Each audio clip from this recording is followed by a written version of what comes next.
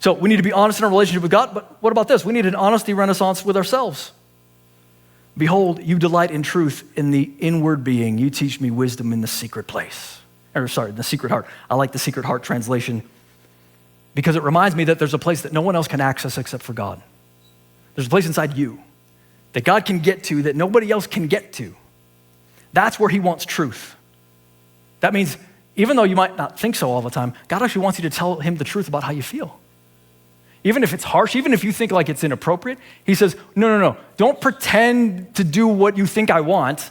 Tell me how you actually feel. When you're sad, I want to know that you're sad. When you're feeling envious, I want to know that you're envious. When you're feeling tired, I want you to say you're tired. Don't just say the rote things that you always say. Come to me with your stuff.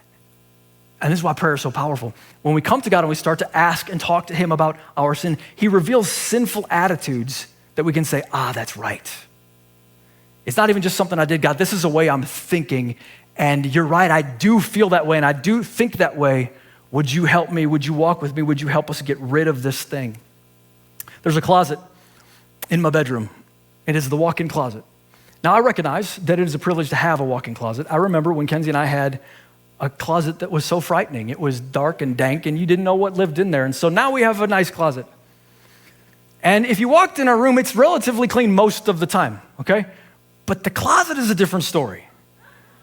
Now, Kenzie's awesome because she cleans it every few months, like she makes it look beautiful, it's spick and span. But life takes over, okay? And we're in and out of that place, and I'm trying on this, but I gotta go, so I throw those clothes over there. There's a pile of wrapping paper. We don't have time to put that back together in some corner. And so there's just stuff that builds up, and we just call it clutter. There's just clutter in that closet. Until Kenzie says, not today, devil, and she goes in there and she rearranges and she reorders. My friends, there's little clutters in our heart, in our secret heart, in the secret place that we don't even always know is there. And we invite God, would you help me tell you the truth about what's in here? I need you to reorganize this. We need to get rid of that old stupid thing. That's dumb. We need more of this. This is really good. We've all got a closet that God sometimes just needs to clean. We just have to invite him into it. That means we're honest. See, what we'll do, and you guys do this, I do this, we'll say, that didn't hurt. I'm tougher than that. And the Spirit of God says, yeah, it did. That hurt. Don't tell me it didn't hurt. I know that it did hurt. And I can minister to you if you'll call it what it is. All right? If we say, I'm not burnt out because people like me are so powerful and productive, we don't get burnt out. That's a lie. You're trying to lie yourself into thinking that. But God says, that's not true. You're burnt out, and what I need you to do is come unto me. You say, I'm not lonely. I don't need people. I'm fine. And God says, that's not true.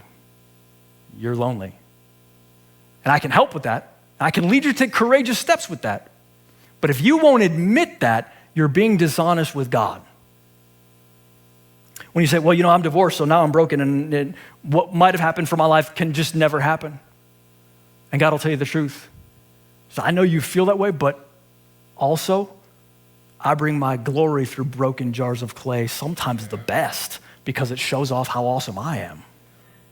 God will tell you the truth about you if we'll just be honest with him.